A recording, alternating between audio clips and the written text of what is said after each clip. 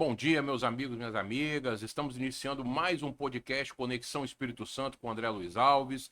Hoje recebendo o meu amigo, Dr. Leonardo Ganho, advogado criminal, uma referência na advocacia capixaba. Então hoje nós vamos conversar sobre a advocacia, sobre o judiciário e também um pouco sobre a política nacional. Bom dia, doutor Leonardo Ganho, meu amigo de muitos anos, né? São 27 anos de amizade. Uma enorme satisfação estar com você aqui e vamos aí bater um papo hoje sobre advocacia, sobre política e tenho certeza que nós vamos fazer um podcast muito bacana. Com certeza. Bom dia, André. Para mim é um prazer reencontrar você, estar aqui no seu podcast, agora na iniciativa privada, trabalhando para trazer cultura, informação para o mercado capixaba. As pessoas querem entender como é que funciona a política brasileira, a política local. É uma grande honra, meu amigo, reencontrá-lo e estar aqui com você. Obrigado pelo convite. Hoje você é uma referência na advocacia, né? E eu queria que você falasse breve a sua trajetória até chegar à advocacia. Lógico, você tem a grande referência, nós vamos falar daqui a pouco, que é o seu pai, doutor Zé Maria Ramos Ganho. Mas eu queria que você falasse somente a sua trajetória hoje, sendo uma referência da advocacia no Espírito Santo, principalmente na advocacia criminal. Bacana. Eu tive essa grande influência do meu pai, André. Eu lembro que aos 7 anos de idade eu pedi a ele para assistir um julgamento no júri popular e ele me levou. Foi a grande aventura da minha vida. Nós acordamos 4h30 da manhã, o julgamento foi na cidade de Santa Teresa, saímos de casa umas 7 horas para chegar lá a tempo. Foi impactante. Foi ali aos 7 anos que eu decidi ser advogado criminalista. E ele me influenciou muito. Eu comecei a vida estudando direito e trabalhando com ele. Fui estagiário do escritório dele, depois fui associado com ele. Foi um grande mentor, um grande professor.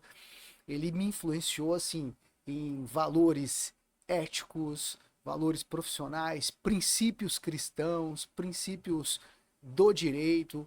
Então, sem dúvida nenhuma, ele marcou minha trajetória. E foi marcada também por muito trabalho, muito estudo e trabalho, rotinas de 10, 12 horas de trabalho todos os dias, acreditando que todo ser humano, independente do crime que ele cometeu, merece ter uma defesa coerente com a história que existe ali, com a prova que você tem nos autos. Muitas vezes, você não vai defender um criminoso, um homem que cometeu um crime, para absolvê-lo a qualquer custo. Você vai defender para conseguir que ele receba uma condenação justa, uma pena justa, para que no futuro, depois de cumprir essa pena, ele possa retornar para o convívio social. Eu não sou um advogado que é abolicionista, eu não quero acabar com o direito penal porque eu sou um advogado de defesa. O direito penal precisa existir, quem comete o crime tem que ser punido, agora tem que ser punido adequadamente. E é claro que muitas pessoas que estão condenadas hoje, cumprindo pena, muitas, eu diria que talvez até 50%, estão condenadas injustamente. O sistema judiciário erra muito e condena mal. Vou voltar a falar um pouquinho mais. A trajetória do Zé Maria Ramos Ganho. Queria falar um pouco, seu pai foi uma referência, é ainda, né, uma referência. Sim. Vocês têm um escritório ali no edifício Michelini, ali no centro, próximo à Costa Pereira, e além disso também foi vereador da cidade de Vitória, né? Por 3 mandatos, é Por 3 verdade. mandatos. Então, vamos falar um pouco do doutor Zé Maria Ramos Ganho. Eu fiz um podcast aqui com o Mazinho dos Anjos, que é deputado, que é sobrinho do Enivaldo dos Anjos, que é E prefeito. colega advogado também, né? Colega advogado. E hoje se fala muito em nova política, em renovação e tudo, e desvalorizam essa. Muitas vezes eu vejo uma turma nova com muita ansiedade, esquecendo da história. E eu sou um cara que eu gosto muito da história. Seu pai é uma pessoa que eu tenho uma admiração muito grande. Fui muitas vezes no escritório conversar com ele. Então, assim, eu gostaria muito que você falasse um pouco do Dr. Zé Maria Ramos Ganho, um breve resumo dele, porque eu acho importante a gente falar da história, né, do nosso estado. E o doutor Zé Maria Ramos Ganho é uma pessoa que está na história, não só da advocacia, mas na história da do Espírito Santo né? também. Então, gostaria que você fizesse um breve resumo, que eu acho ele uma referência e eu gosto muito de lembrar as pessoas que ajudaram a construir a história do nosso estado. É verdade. Papai tem uma história extraordinária. Uma família pobre, de 12 filhos, Ele é um dos filhos mais novos. Saiu de casa aos 7 anos de idade vestindo uma bermuda. Ele e o irmão seguidamente mais velho que ele, o Marcelo. Ele com 7, o irmão com 9. Foram trabalhar numa pedreira. Eles moravam na Gurijica, uma casa paupérrima. Foram trabalhar numa pedreira e morar de aluguel nos fundos da casa da irmã mais velha, que já era casada com um policial militar. E dali ele construiu uma vida de estudo, conseguiu estudar na escola técnica, fez o curso de marcenaria, depois estudou no colégio estadual, conseguiu com muito esforço entrar na faculdade de Direito da UFES, trabalhou no Banco do Estado do Espírito Santo, que antigamente era o Banco de Crédito Agrícola Capixaba, e foi professor também, deu aula a vida inteira. Saiu da faculdade, fez concurso público para a Procuradoria do Estado e sempre teve o escritório dele atuando no mercado privado. Então, um homem muito trabalhador, muito otimista, que sempre teve muita fé em Deus e muita coragem para empreender, para fazer as coisas acontecerem. Construiu família, eu digo sempre a ele, hoje ele está com 82 anos, está em casa, está fora do combate, mas eu falo, o senhor é muito abençoado por Deus.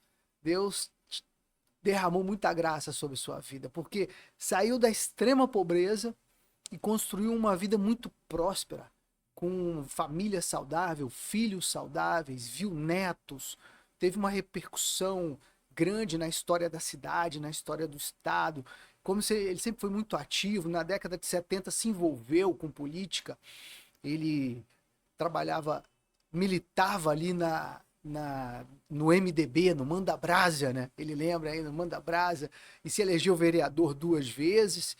E o terceiro mandato, que eu não lembro se foi uma eleição direta ou indireta, eu não me recordo detalhes, mas ele ocupou o cargo de vereador 3 vezes.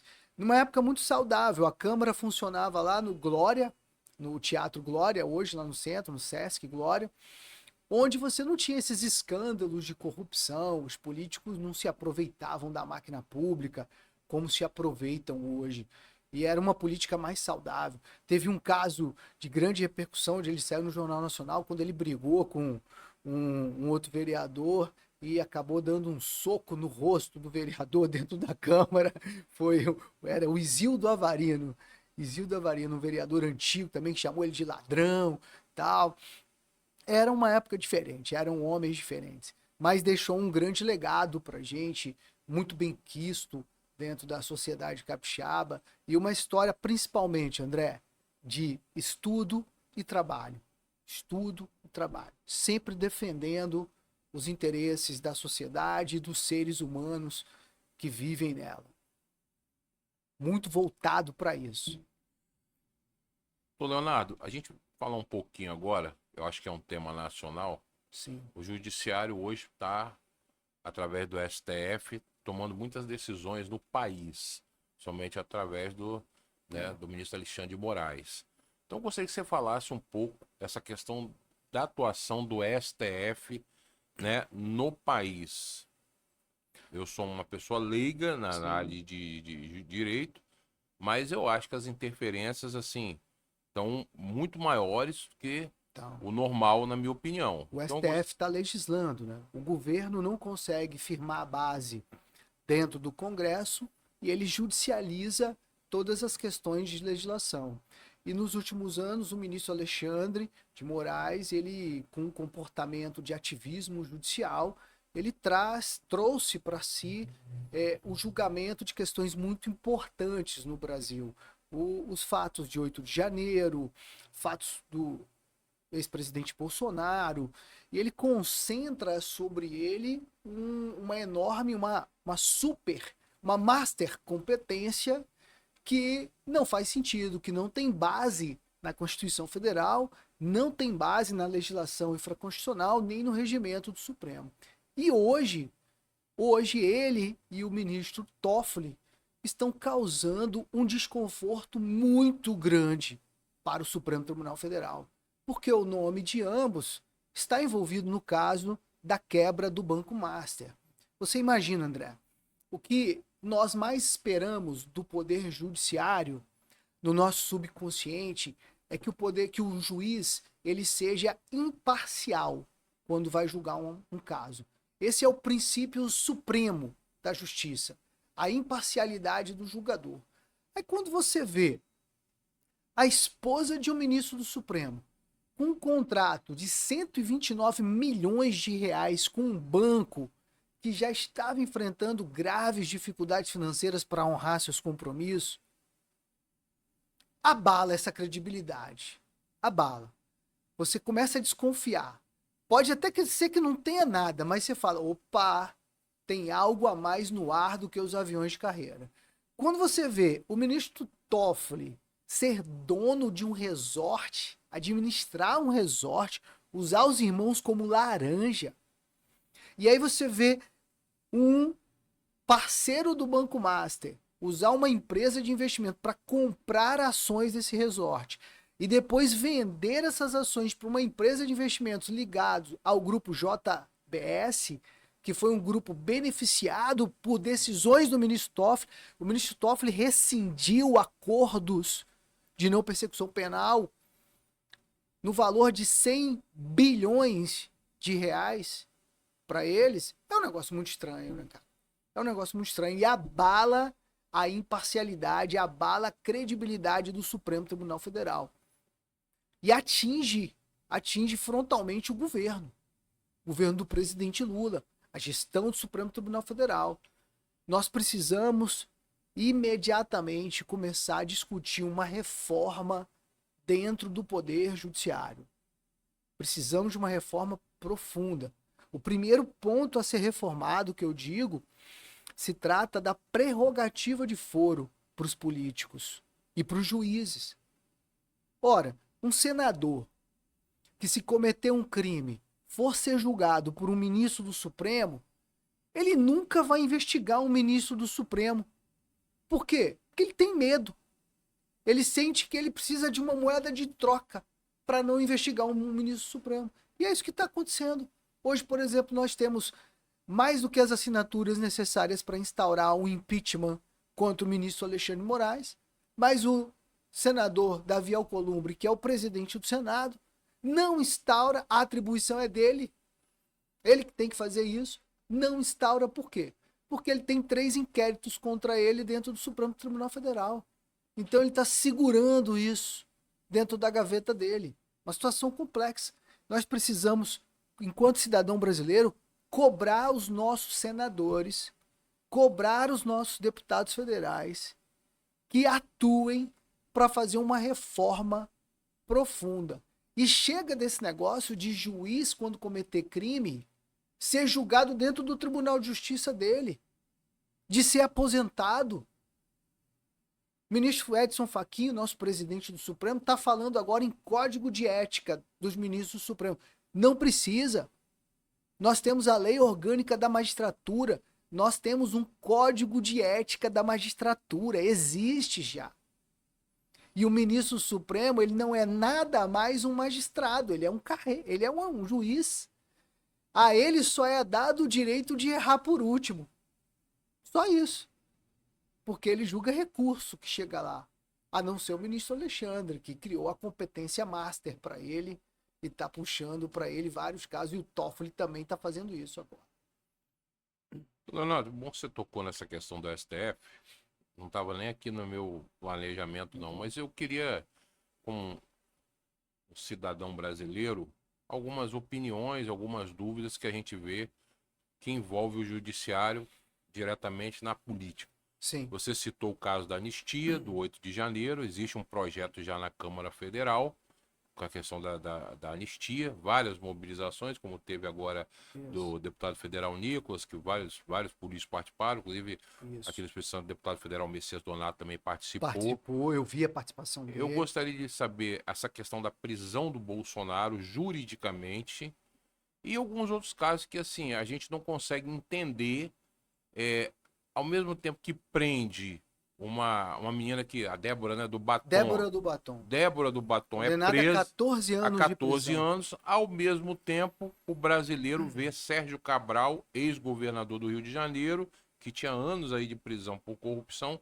solto. Assim como lá atrás teve a Operação Lava Jato, que prendeu várias pessoas e hoje essas pessoas já estão soltas.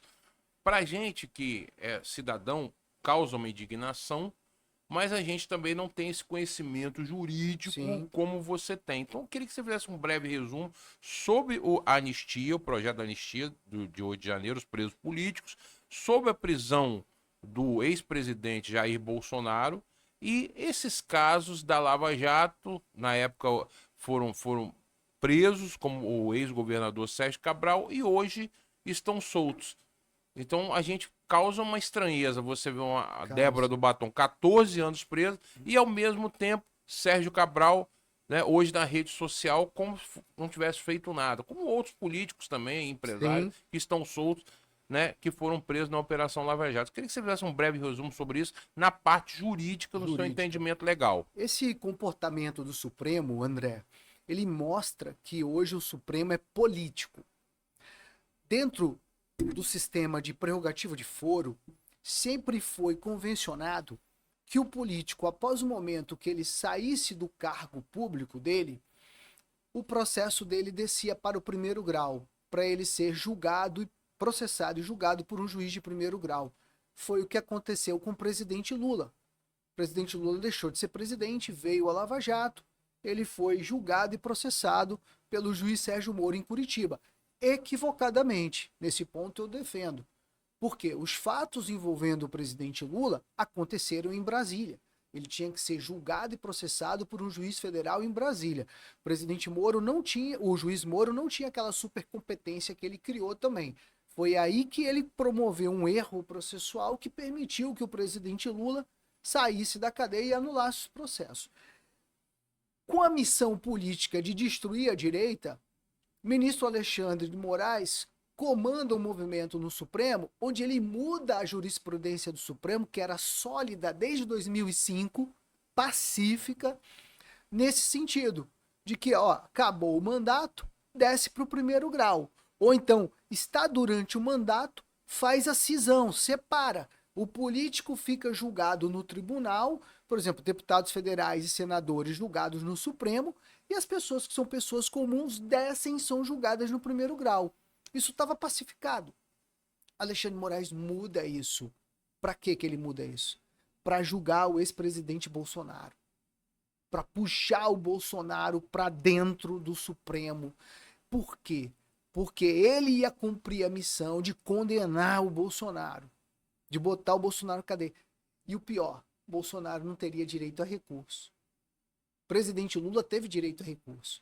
Tanto que ele só ganha, ele só obtém as vitórias para anular o processo quando ele chega ao Supremo Tribunal Federal.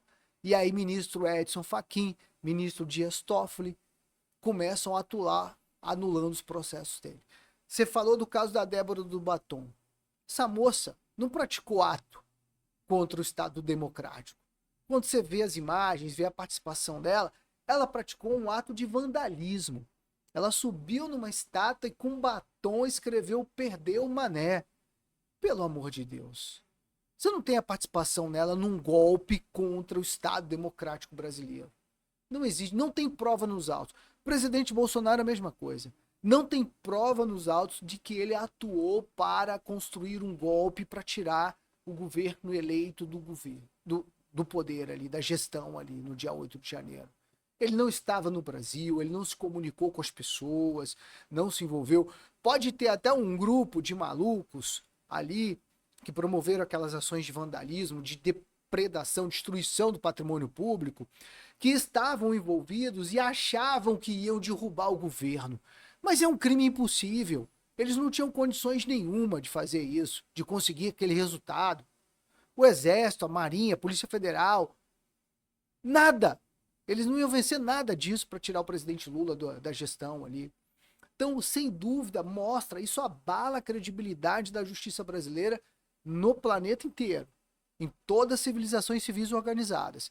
Porque nós não temos provas de que aquilo foi um crime contra o Estado Democrático de Direito, que foi o que justificou ao ministro Alexandre de Moraes, dentro do inquérito das fake news, trazer esse processo para dentro do Supremo.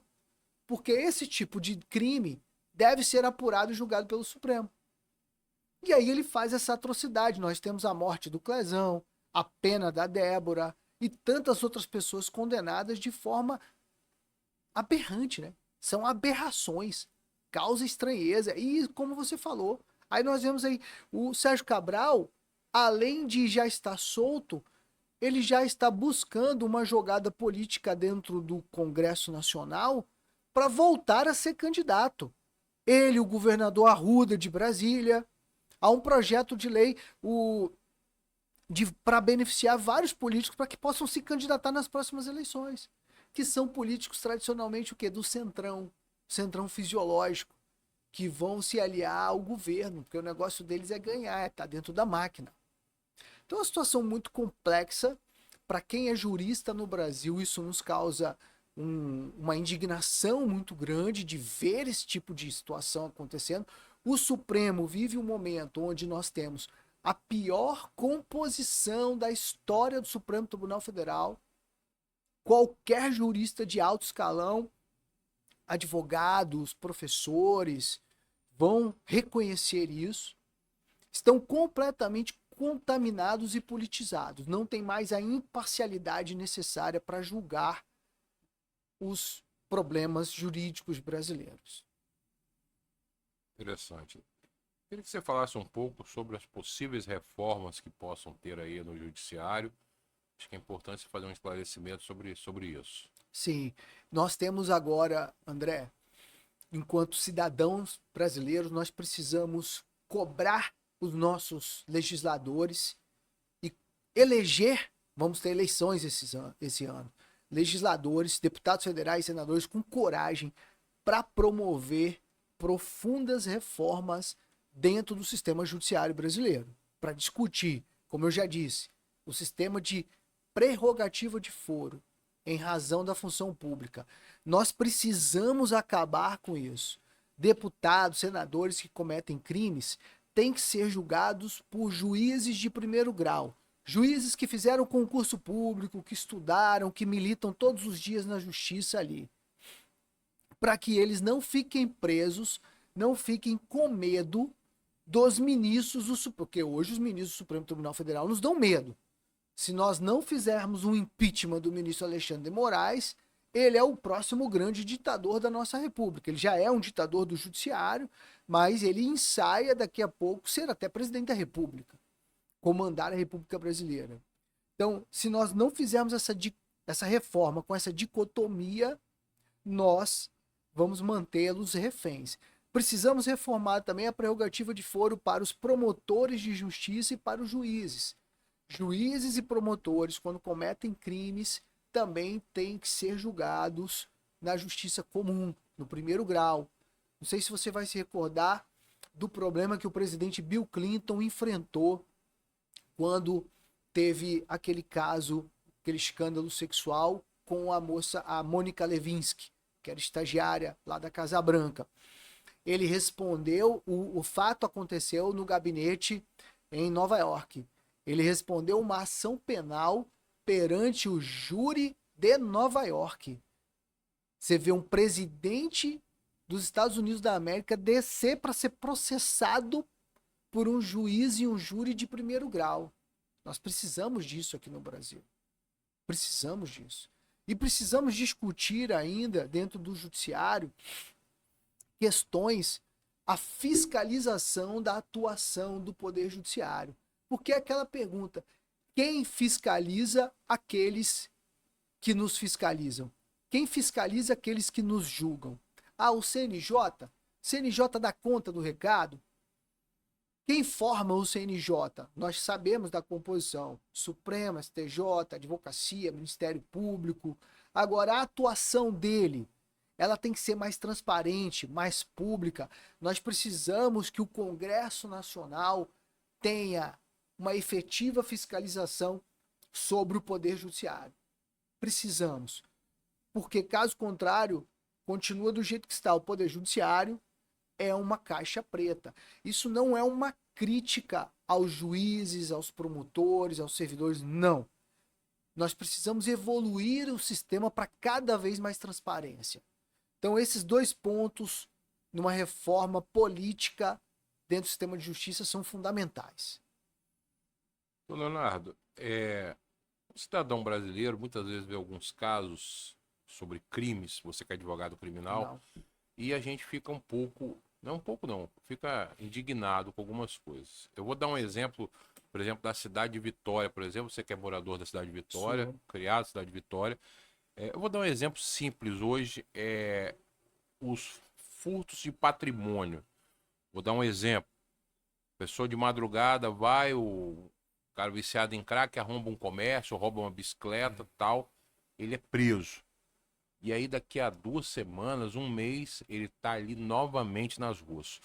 Tô te falando isso porque eu fui coordenador de segurança da Associação dos Moradores de Jardim da Penha e teve um caso muito famoso em 2015 de um cidadão que ele escalava os prédios Eu lembro e disso. roubava os apartamentos e nós, junto com a Polícia Militar, com a Guarda Municipal, com a Polícia Civil, esse cidadão foi preso até onde eu era coordenador 4 vezes. E assim, causava uma indignação muito grande. Na última vez, ele tinha sido solto, ele tinha sido solto, foi preso, e aí eu tive que fazer um apelo que viralizou até na imprensa e rapidamente ele foi preso de novo. De novo. Por quê? Porque ele ia para audiência de custódia e na audiência de custódia botava ele na rua de novo. Então isso eu vejo que acontece até hoje. Eu vejo, por exemplo, Boris Jardim da Penha. Tem cidadãos que estão lá circulando de Jardim da Penha com várias passagens na justiça, mais de 10 passagens na justiça. É E aí mesmo. o agente público de segurança, eu me coloco no lugar dele. O cara vai lá, efetua a prisão, aí daqui a pouco vai lá, o cidadão está no mesmo lugar e cometendo o mesmo tipo de crime. Então eu gostaria, além de outros crimes a nível nacional, por exemplo, que vários crimes aí da Suzane, por exemplo, tudo bem que cumpriu pena, né, igual eu falo, mas assim, eu acho um absurdo, aí eu tô falando como cidadão, sou leigo, igual eu falei, não sou da área de direito. Ah, tem que ressocializar, mas assim, muitos crimes também. Aí agora já vou passar para um outro tipo de crime, que é os crimes bárbaros, que as pessoas voltam para a rua.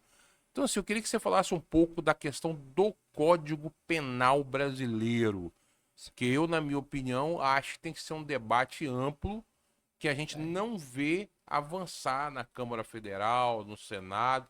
Eu não vejo esse debate. E me desculpe a sinceridade, a audiência de custódia bota na rua e não ressocializa.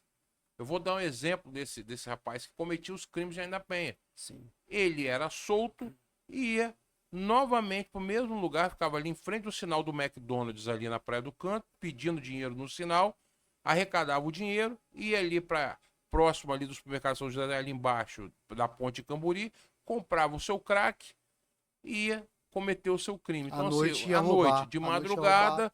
de madrugada nós temos um problema de ineficiência de segurança pública. Se você rodar a cidade de Vitória de meia-noite às 6 horas da manhã, dificilmente você vai ver uma viatura da Polícia Militar ou da Guarda Municipal. Mas eu queria falar essa questão do Código Penal, até porque você é uma referência na advocacia criminal, e é uma coisa que eu acho, como cidadão, nós devemos fazer um debate mais forte e tentar realmente solucionar. É claro que lá em Brasília a gente sabe que as brigas políticas prejudicam muito isso. Mas eu Sim. queria que você falasse um pouco sobre o Código Penal brasileiro. Mas sua observação é perfeita, André. Nós precisamos pressionar o Congresso para reformar o Código Penal e o Código de Processo Penal. A audiência de custódia, ela é um instituto benéfico, ela é um instituto bom para o sistema de justiça. O problema é que, às vezes, os profissionais que atuam nela, os promotores, os advogados, os defensores públicos, às vezes eles vão sem munição. Porque, por exemplo, o papel para combater esse tipo de situação é a atuação do Ministério Público. O Ministério Público, quando senta numa audiência de custódia e pega um cidadão como esse que acabou de chegar, ele tem que ter nas mãos dele um histórico de passagens criminais pela delegacia, pelas audiências de custódia, os processos contra o cara. Por quê? Porque dentro do direito tem um instituto que é a prisão preventiva, que ele vai poder requerer a prisão preventiva daquele cidadão. E dentro da prisão preventiva, o primeiro ponto que fundamenta ela, qual é? É a garantia da ordem pública. Porque esse cidadão, ele reitera, né? Ele continua a praticar o crime. Quando ele é preso e solto, ele deve ter uma sensação de impunidade grande e ele acha que ele pode voltar. Então você não pode soltar esse cara rápido, realmente. Ele não pode ter o direito. Se ele já foi e voltou 2 vezes, você bateu uma vez ali, foi preso, foi para audiência de custódia a primeira vez, ok, dá a chance a ele, se é um crime com a pena mais baixa, um crime patrimonial, não teve violência, tal, dá a chance a ele de responder em liberdade. Agora, se o cara volta a segunda vez, não pode. Ele está reiterando o comportamento criminoso. Ele se encaixa na regra da prisão preventiva. Então, o promotor de justiça tem que ter o conhecimento dessa informação e ele tem que agir para pedir a prisão preventiva. Senão, o advogado de defesa, talvez até sem saber dessa informação, vai fazer o quê? Vai pedir a liberdade do cara. Um cara desse nem tem dinheiro para pagar advogado de defesa. Quem vai atuar para ele é a Defensoria Pública. Então, o defensor público vai pedir para botar ele em liberdade. Ali, não vai ver essa informação também e vai pedir. E às vezes o judiciário, o juiz, a juíza, sem conferir também essa informação, vai botar em liberdade. Então o que falta, às vezes, o que eu digo, é o afinco, a dedicação dos profissionais em aplicar melhor a lei. E é claro que a nossa lei precisa ser atualizada. André, o nosso Código Penal e o nosso Código de Processo Penal foi inscrito em 1941. Ambos são uma colcha de retalhos. Eles sofreram várias reforminhas durante esses 60 anos que nós temos aí nessa trajetória, 70 anos, né? Eles foram reformados, 70 não, até mais, 80 anos, várias vezes para tentar adaptar. Mas a gente precisa que o Congresso constitua uma comissão de juristas e políticos notáveis para discutir e trazer uma legislação que realmente atenda mais os anseios da sociedade e possa punir essas pessoas de forma melhor. Quando eu digo melhor, não é garantindo liberdade, não. Quando eu digo melhor, é garantindo a segurança pública, a paz pública, garantindo, como você falou, o caso da Suzane Richthofen, que matou os pais. Ora, crime bárbaro. Ela está pagando a dívida dela com o Estado. Eu acho que ela não acabou, né? Mas ela já está no regime aberto, ela já casou, já tem filhos e tal. Ela pode ficar completamente livre, leve e solta? Não, ela precisa de observação. Nós precisamos monitorar essas pessoas, ter um acompanhamento. Mas o Estado tem essa estrutura para monitorar? Hoje não. Não tem. Então, Precisa de problema. investimento. Precisa de investimento. Tem um outro problema também da audiência de custódia que eu vejo é a superlotação carcerária. Os presídios superlotados. Totalmente. Quando nós começamos uma reforma que criou a audiência de custódia, que criou uma legislação que permite a aplicação de medidas cautelares diferentes da prisão preventiva, por exemplo, tornozeleira eletrônica, recolhimento noturno, recolhimento aos finais de semana, isso foi em 2011. Nós tínhamos 300 mil presos no Brasil. Hoje, 15 anos depois, nós vamos bater 1 milhão de presos no Brasil. Nós vivemos um Brasil de superencarceramento, é verdade. E o que você acha que resultou? Você falou 300 mil em 2011. 2011, 300 mil, hoje 1 milhão. 15 anos depois, 1 milhão. O que você vê que causou essa superlotação, esse aumento absurdo de 300 mil para 1 milhão? Qual o motivo real disso? André, o problema não é a justiça. O problema é a nossa base familiar brasileira e isso envolve política. Quando você vai dentro de um presídio, e eu fiz essa pesquisa dentro do meu escritório, no Complexo Prisional de Viana, você vai encontrar um dado alarmante. 76% dos presos não tem o nome do pai na certidão de nascimento. 92% dos presos não tiveram convívio com o pai biológico, o pai homem, a figura paterna, e não recebem a visita do pai no presídio. Quando você vai em presídio, a grande maioria, 98%, quem está visitando? Mãe, esposa e filha. Filho não visita também não. Tá? Isso mostra o quê? Que o brasileiro, e esse dado não é só brasileiro, ele é equiparado no mundo todo. Eu fiz essa pesquisa nos Estados Unidos também. Nós temos um problema de base familiar. A ausência da figura paterna dentro das famílias. Mães lutadoras que precisam se desdobrar para trabalhar em vários empregos, em subempregos, para tentar criar seus filhos. E seus filhos acabam crescendo sozinhos nas periferias, assediados pelo tráfico de drogas que cresceu muito nos últimos 30 anos. E essas crianças acabam sendo seduzidas pelo mundo do crime.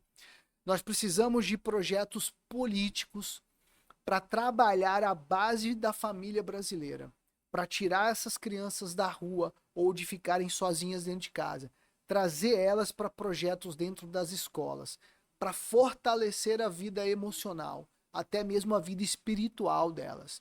Porque essas crianças que não têm a figura paterna e vão se tornar os criminosos do futuro, não que isso seja uma receita absoluta, tá, André? Lógico. Claro, não é uma receita absoluta, isso é um dado que eu constatei em pesquisa e que constatei também em estudos jurídicos e estudos de teologia, que eu gosto muito de estudar, elas possam escolher um caminho diferente. E parte aí, o problema aí é a política. A gente precisa de investimento de políticas públicas para tirar essas crianças do mundo do crime. É importante combater o crime, combater o narcotráfico, o narcoterrorismo que nós temos hoje mesmo, que existe, não é ilusão, não é conversinha de ultradireita, existe. Só que só combater a questão criminosa é enxugar gelo. A gente precisa trabalhar políticas sociais para proteger essas crianças que estão crescendo desamparadas, porque as mães precisam trabalhar muito para pagar as despesas de casa, para ter comida, para ter energia elétrica dentro de casa. E essa é a origem do problema e é aí que a gente começa. Esse problema de violência, criminalidade, não é só um problema de segurança pública.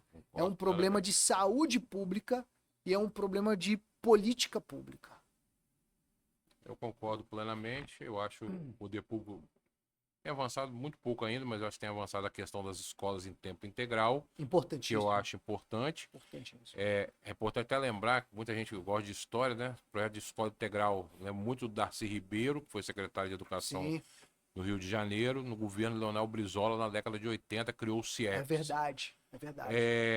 E aí você falou alguns temas que, uma coisa interessante, que a figura da mãe solo, algumas vezes os avós absorvem a criação dos netos, principalmente aí a figura masculina fica o avô, mas eu vejo uma falha muito grande, trabalhei em Secretaria de Esportes da Prefeitura de Vitória, é a ausência dos projetos sociais esportivos dentro das comunidades. Não adianta fazer grandes obras se você não investe no dia a dia do cidadão.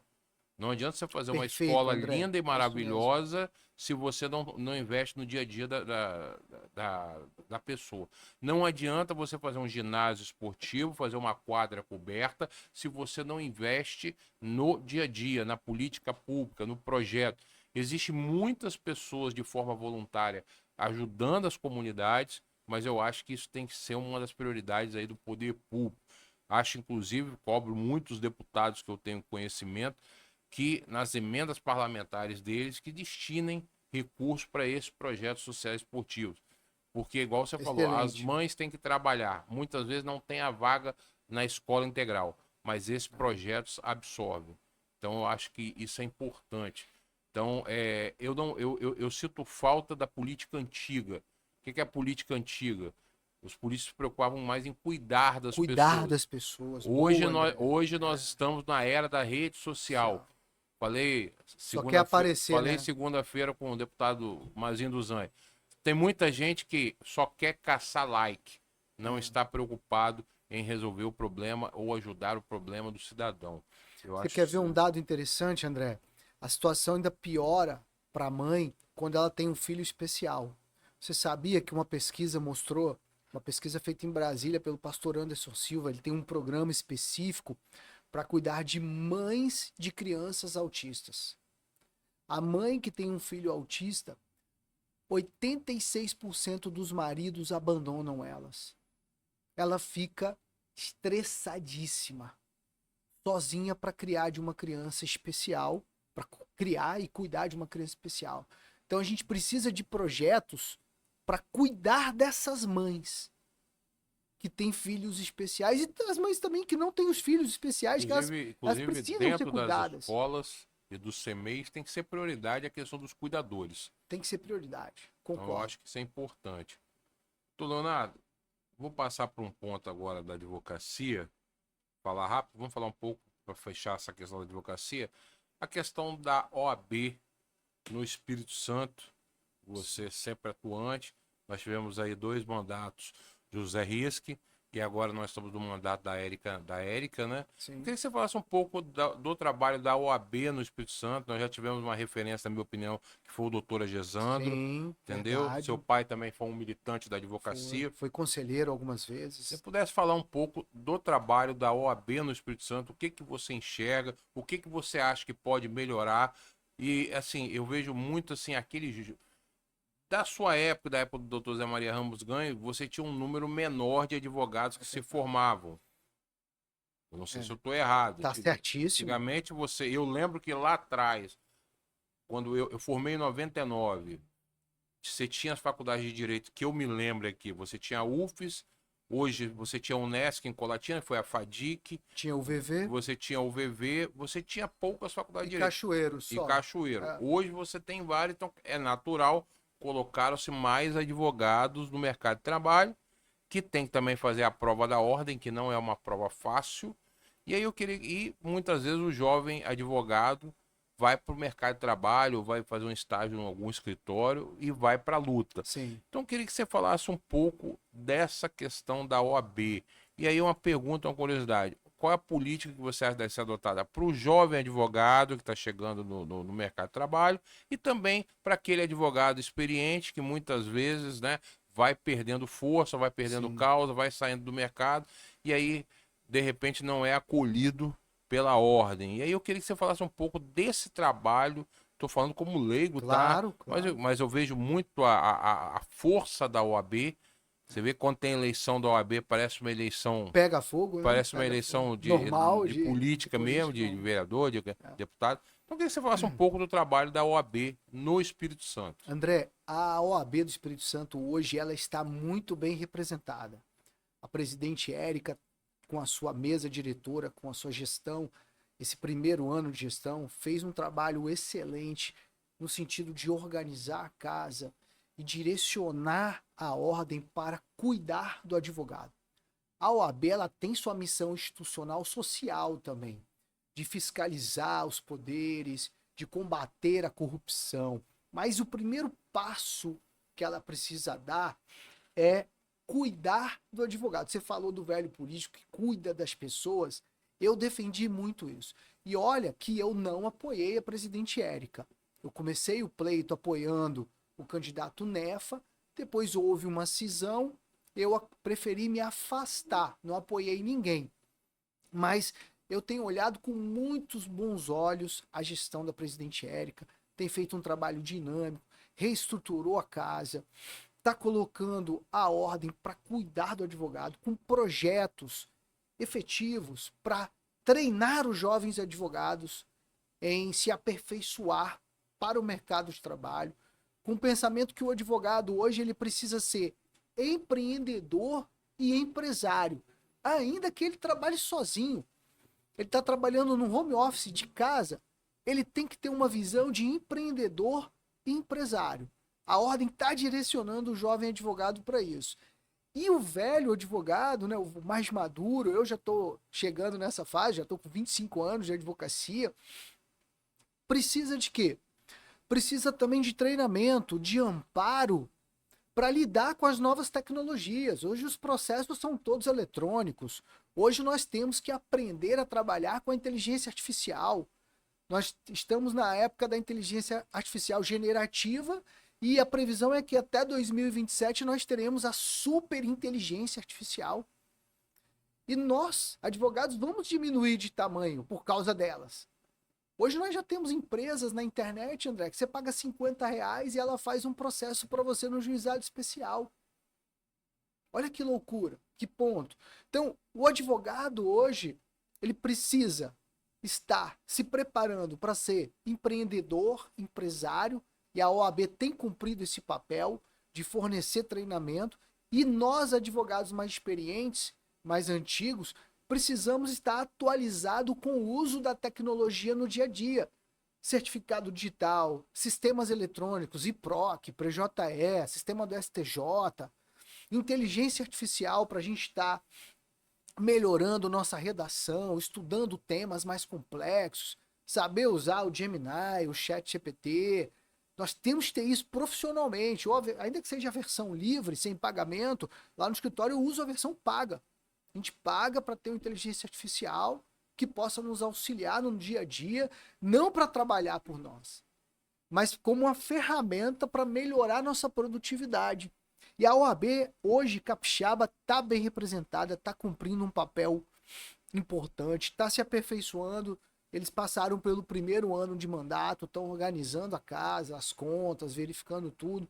Eu tenho fé que vai melhorar, temos mais 2 anos de gestão aí, e ela vai cumprir o seu papel institucional.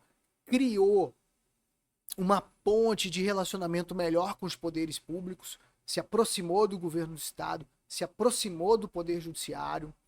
Eu tenho gostado do que tenho visto. Eu não participo da gestão, mas tenho gostado do que tenho visto na atuação da mesa diretora atual da Ordem.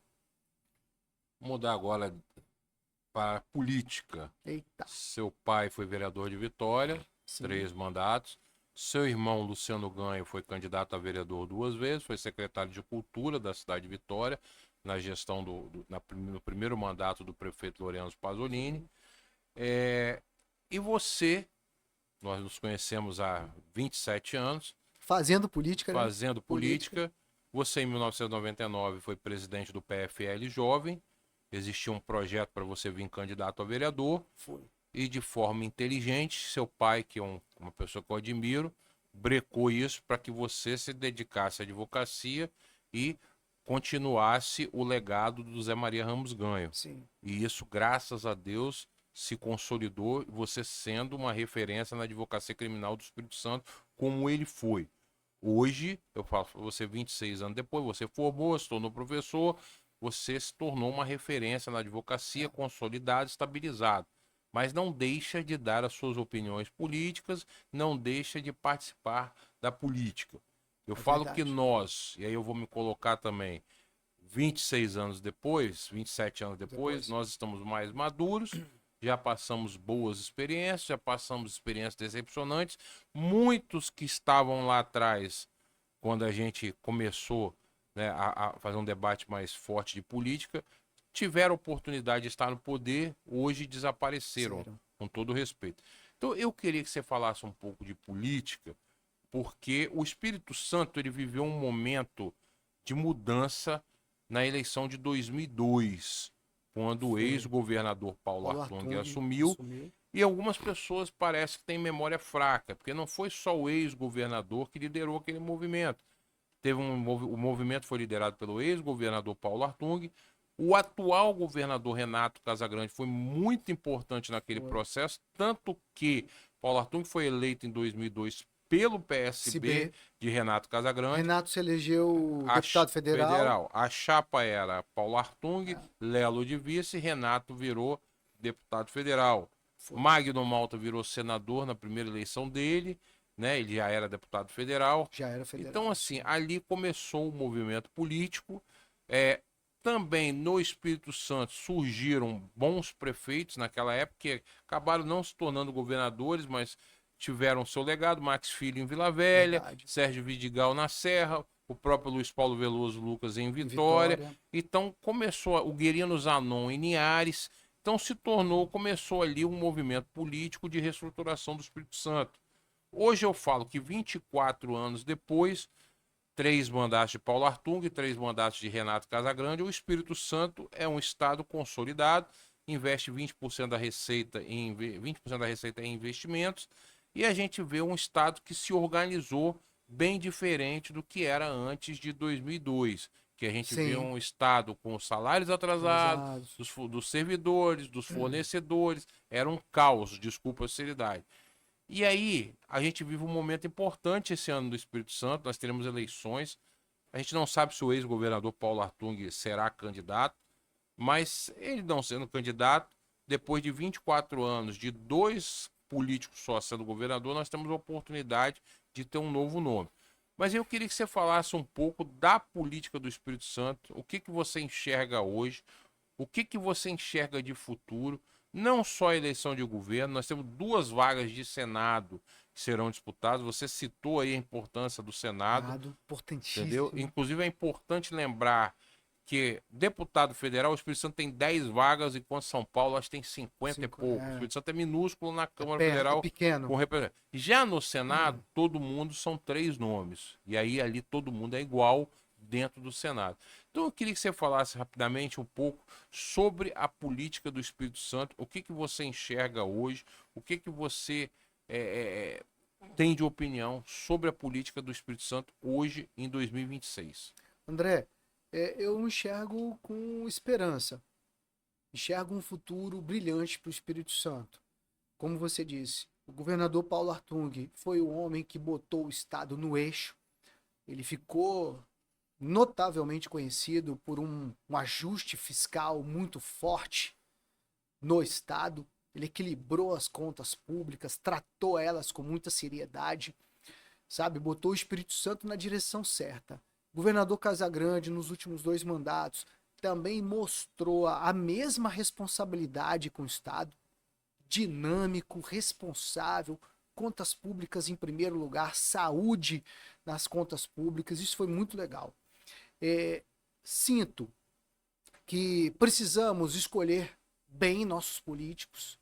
Você falou do momento que nós vivemos lá atrás. Graças a Deus, o meu pai me convenceu a não caminhar na política naquele momento. Primeiro, porque o meu sonho era ser um grande advogado criminalista.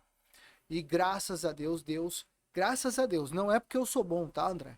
É 100% graças a Deus. Deus tem graça e misericórdia sobre a minha vida e me deu uma reputação, me fez trabalhar bem. Deus me converteu. Eu sou cristão hoje, antes de qualquer coisa. Sou cristão, me sinto filho amado de Deus. Sou casado, tenho um casamento de 21 anos. Sou pai de 3 mulheres também, eu tenho 3 filhas. Então, isso foi o resultado de ter saído da política, de ter focado no meu trabalho. Claro, sempre estive ali nos bastidores com você, discutindo, depois um pouco com o meu irmão também, mas eu precisei focar. Por quê? Meu pai me fez entender que a política ela tem que ser um lugar de passagem. Você tem que ter uma carreira, uma profissão, uma identidade fora dela. Porque se você perder a eleição, você volta para onde você está e vai fazer alguma coisa. Por exemplo, o governador Paulo Artung, ele não perdeu a eleição, ele saiu, tal. Mas ele tem o trabalho de consultor empresarial. Deve dar as consultorias. Eu não conheço ele de perto, tá? Mas deve dar as consultorias É um dos dele. economistas mais É um dos respeitados do economistas país. mais respeitados do país, né? Então, eu vejo algumas postagens dele em São Paulo, trabalhando. Isso. Então, o cara tem um trabalho. Então, a política tem que ser um lugar de passagem. Você vai doa seu tempo e volta para o setor privado. Você pode até ficar 2, 3, 4 mandatos, mas uma hora você vai voltar. Uma hora vai acabar aquilo ali. Então, isso foi muito bom para minha vida. E eu tenho olhado para o cenário capixaba, eu tenho visto bons políticos, sabe? Eu tenho visto bons prefeitos, o prefeito Euclério Sampaio, o prefeito de Vila Velha, eu tenho visto bons deputados federais, o deputado federal Messias tem feito um trabalho muito bom. Você falou do Mazinho dos Anjos, que eu sou suspeito, porque Mazinho é meu amigo também, além de colega advogado, eu tenho ele como amigo, votei nele, apoiei, pedi voto para ele nas últimas eleições. Mas eu gosto também do deputado Marcelo Santos, que é o presidente da Assembleia. Eu vejo que nós temos bons políticos hoje, que temos um futuro brilhante para o Estado do Espírito Santo. Precisamos agora, como você falou, nós temos só 10 deputados, né? Nós somos pequenos dentro do Congresso. Mas precisamos de deputados corajosos, que andem nos corredores do Congresso. Você sempre me chamou a atenção, André, o domínio que Renan Calheiros, José Sarney, você lembra daquele senador de Roraima, do bigode? O cara era eleito por Roraima, mandava pra caramba em Brasília. São homens de estados pequenos também, sem representatividade, mas que conheciam muito Brasília e tinham muita influência no Congresso. Mas eu ficava olhando de longe, e você lembra, eu tive escritório em Brasília, casei com uma moça brasiliense, então eu convivi em Brasília por muitos anos, convivo até hoje. Eram homens que iam para lá segunda-feira e ficavam até sexta, às vezes até passar o final de semana lá, para saber caminhar nos corredores e ter essa influência. A gente tem que parar de ter deputado que vai terça de manhã para lá e volta quarta à noite ou quinta na hora do almoço.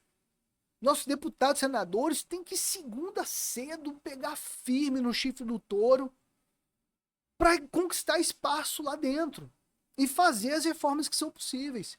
Mas eu enxergo de forma muito positiva o futuro do Espírito Santo, os políticos do Espírito Santo. Acho que nós temos uma boa safra. As eleições vão pegar fogo. Para o governo do estado vai ser um quadro interessante. Sinto que o governador Renato é candidato ao Senado. A gente não sabe quem é o outro candidato ainda, né? Talvez o ex-governador Paulo Artung, talvez o prefeito Teoclaro Sampaio. Vamos ter outros candidatos aí. Esse futuro vai ser muito dinâmico nesses próximos meses. Acho que até abril, a data limite para todo mundo se descompatibilizar. Isso, dia 4 de abril. 4 de abril. Dia 4 de abril é o primeiro tempo. Aí depois que todo mundo se descompatibilizar dos cargos, a gente vai ter uma prévia noção. Não só de compatibilidade dos cargos, mas também a questão da filiação partidária, que é uma coisa muito importante dentro do processo eleitoral. A janela partidária. Que montam as chapas. Não adianta você ter muito voto se você não tem uma chapa que vai atingir o quociente eleitoral. Exato. Mas eu olho com muita esperança, cara. Fico feliz. E aí vamos falar um pouco de política nacional. O atual presidente Lula deve disputar a reeleição. Sim. Lidera as pesquisas. Goste dele ou não, é um líder político consolidado. E aí nós temos um problema. A direita brasileira, ela enfraqueceu com a questão da prisão do ex-presidente Bolsonaro. O que eu queria perguntar a você? Você tem um cenário hoje do filho do Bolsonaro, Flávio Bolsonaro, uma indicação, dizem, dele, mas que eu particularmente vejo que não consegue agregar em torno dele. Lógico que tem a militância da direita, eu falo uma direita mais radical. A base, né, ali. Você tem um movimento sendo feito por um político antigo, que é o Kassab, que está movimentando o PSD. Já tem já tem o governador do Rio Grande do Sul, Eduardo Leite. Tem o governador do estado do Goiás, tem também. O governador do Paraná, Ratinho Júnior, que e agora, essa semana, filiou o Ronaldo Caiado, de Goiás. 3 nomes que podem ser um nome para disputar a eleição para presidente, o nome do Centrão. Do Centrão. Ok?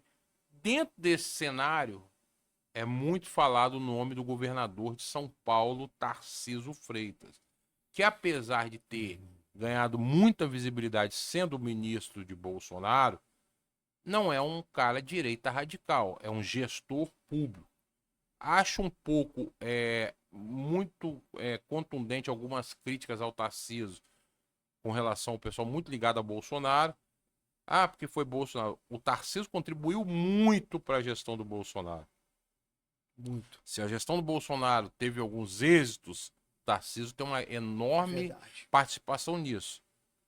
Muitas vezes as pessoas têm que entender que tudo é uma via de mão dupla. Ele foi escolhido como ministro e se destacou.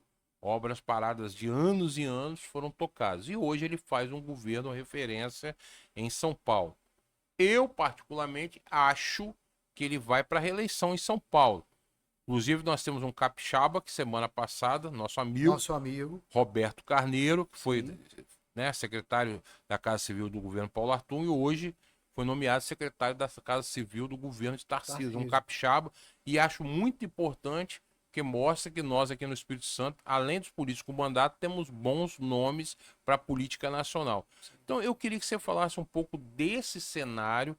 Eu particularmente acho que a esquerda, extremamente dependente do presidente Lula, que pode ganhar a eleição esse ano, mas não vai poder se reeleger. Não vejo outros nomes com força para ser o futuro da esquerda. Pode falar aí Guilherme Boulos, pode falar.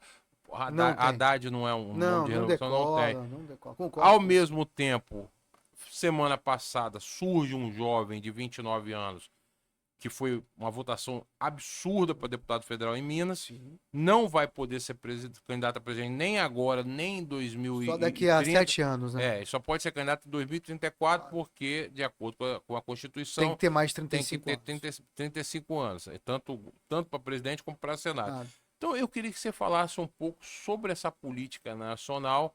Acho que o país não vem bem, a nossa economia não está bem, as nossas relações externas, na minha opinião, não estão bacanas, entendeu? Então, assim, e o país com potencial enorme, as Sim. próprias contas públicas, a gente vê uma desorganização. Então, assim, o que que você vê da política nacional? O que que a gente pode esperar do futuro, na sua opinião, e essa articulação que tem sido feita nacionalmente, tanto em Brasília como em São Paulo, que é o berço da política nacional. Verdade. Olha, André, o cenário nacional econômico é horrível. O PT, a gestão do presidente Lula, tem essa estratégia de gastar dinheiro demais, de forma descontrolada e desequilibrar as contas públicas totalmente, Para fazer o populismo. para fazer o populismo dele. Lula teria uma reeleição tranquila se não fosse o problema do Banco Master, que hoje bate nas portas dele. Hoje o Banco Master já se conhece toda a história, onde ele começa no governo da Bahia, começa com Jacques Wagner. Já está provado hoje que o Daniel Vorcaro teve 4 visitas ao Palácio do Planalto para conversar com o presidente Lula, visitas que não foram registradas propositalmente. Nós temos o ministro Toffoli, indicado por Lula, protegendo o banco. Ministro Alexandre de Moraes, apadrinhado por Lula, protegendo o banco. Então, eu tô vendo o movimento do presidente Lula querendo fritar esses 2 ministros para se proteger do Banco Master. Mas esse escândalo já bateu na porta dele. Nos próximos dias vai vir lama para cima do presidente Lula. Isso pode atrapalhar a reeleição dele. Do outro lado, Flávio Bolsonaro é um nome que está tentando tracionar, mas sem dúvida o nome de Tarcísio é o nome mais benquisto pela sociedade geral. Porque hoje nós temos 45% da sociedade esquerda, 45% direita. O que sobra está no centro. Tarcísio puxa esse centro para ele. E aí você falou de um nome muito interessante, que é o Kassab, que é secretário de governo do Tarcísio, é o presidente nacional do PSD, tem o apoio do nosso governador Paulo Artung, é membro do partido, é conselheiro dele. Fez essa articulação, se eu não me engano, ele tem 6 governadores hoje no partido e ele deve estar assediando o governador Tarcísio para vir para o PSD. E se o governador Tarcísio fizer essa transição, meu amigo, eu acho que aí ele é candidato. Ele é o candidato. Acho que Ronaldo Caiado abre mão para ele ser candidato à eleição.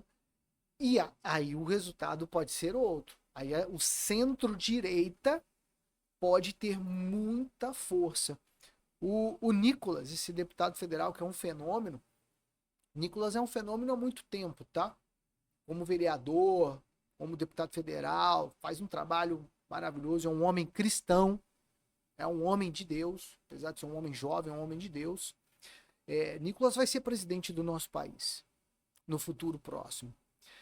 Ele tá ali no partido Bolsonaro, tá ligado ao Bolsonaro, mas no futuro, depois, deve permanecer no primeiro turno com o Flávio, se Flávio for realmente candidato. E a gente vai ver o que vai acontecer. Esses próximos meses agora, André, a gente sabe disso. Né? Vai ser Nós temos muito 64 dias para o dia 4 de pro dia abril. 4 de abril. Então, o dia 2 4 meses. 2 meses. Sábado, dia 4 de abril, Vai é uma ser muito data, dinâmico. não só a nível nacional, como nos estados. Aqui, por exemplo, a gente tem o prefeito de Vitória, que pode ser candidato a governo, o prefeito de Vila Velha, o próprio governador Renato Casagrande e o prefeito de Cariacica, que pode ser candidato a Senado. Ao Senado. Então, eu acho que tem muita coisa para acontecer e eu não descarto a possibilidade de Tarcísio ser candidato à presidência pelo PSD, tá? E eu vi hoje a notícia na Jovem Pan falando que Tarcísio está numa encruzilhada, porque Kassab quer a vice-governadoria para ele também em São Paulo. Então o ideal seria o quê? Tarcísio vir para o PSD. Vamos ver o que vai acontecer. Mas o cenário é positivo. Agora, eu vejo um cenário, na minha opinião, Tarcísio deixar um governo de uma reeleição praticamente garantida Ganha. de São Paulo, Concordo. que é a referência na política nacional, quando ele pode deixar para 2030, sendo governador de São Paulo. Acho que o governo federal o governo Lula vai desidratar, se caso ele seja reeleito. Vai. E ele viria para 2030 sem. Acho que dificilmente vai crescer um nome da esquerda para 2030. E lembrando que o Nicolas não pode ser candidato a presidente em 2030 pela questão da idade. Sim. Então porque ainda é pode muito jovem. existir essa questão dessa estratégia. Pode. Não correr esse risco. É uma estratégia segura, André. É uma estratégia segura de resultado. Agora, para impedir que o Brasil sofra mais na mão do governo do PT e medindo o desgaste que o presidente Lula vai sofrer nesses próximos 60 dias com o escândalo do Banco Master, pode ser que essa estratégia se viabilize. Entendeu? Lula já começa a sofrer muito com o escândalo do Banco Master e vai sofrer mais, porque a lama está aparecendo.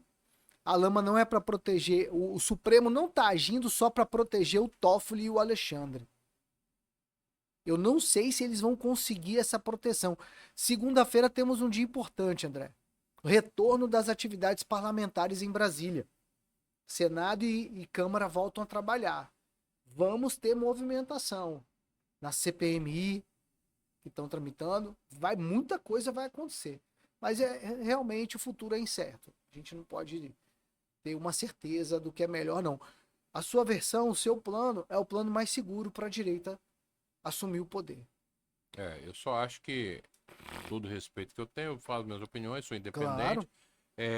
Eu acho que a direita radical e os filhos de Bolsonaro muitas vezes dividem mais do que unem. Atrapalham, né? Atrapalham, essa é a minha opinião. E só para Concordo. fechar aqui, a articulação do Kassab é uma articulação tão, assim, a nível de estados nacional, que ele não filiou o Paulo Artung à toa aqui no PSD. Não. Eu falo para você hoje, assim, posso estar muito errado, Sérgio Meneghelli não é candidato a Senado, é candidato a federal, que ele sozinho praticamente já faz a vaga dele, o coeficiente eleitoral é 210 mil, e acho que inclusive que leva a esposa do Renzo Vasconcelos junto com uma segunda deputada federal. E isso, pro partido a nível nacional, É muito importante. o interesse dos partidos a nível nacional é eleger senadores e deputados federais. Então, muito feliz com a sua participação, doutor Leonardo. Nós estamos terminando. Deixar uma mensagem final para você. Você possa fazer uma mensagem final para as pessoas e te agradecer mais uma vez, meu amigo pessoal, uma pessoa que eu tenho um respeito, uma admiração muito grande, uma mente brilhante, que eu tenho certeza que tem muito a contribuir ainda com Vitória e com o Espírito Santo. Deixar aí para você fazer suas considerações finais. Se Deus quiser. André, muito obrigado. Foi uma honra estar aqui com você. Eu quero agradecer também você, telespectador, que assistiu esse podcast até o final. Quero convidar você para conhecer o meu canal no YouTube, Leonardo Ganho, o nosso perfil no Instagram também, Leonardo Ganho, para conhecer um pouco mais da nossa atuação como advogado criminalista, o que nós debatemos e defendemos, e convidar você também para discutir aqui no Conexão Espírito Santo a nossa política capixaba e o futuro do Espírito Santo. Você é o futuro do Espírito Santo. Que Deus te abençoe. Vamos para mais uma semana de muito trabalho debaixo das graças, da graça e da misericórdia do nosso Senhor Jesus Cristo. Quero agradecer a você que segue a gente no Conexão Espírito Santo, tanto no Instagram como no nosso portal de notícias, nosso canal de YouTube também. É um projeto que está iniciando, mas a gente tem certeza que estamos fazendo uma base com qualidade, com pessoas que têm capacidade de dar informações reais e qualitativas para o nosso Espírito Santo. Que Deus abençoe vocês e família.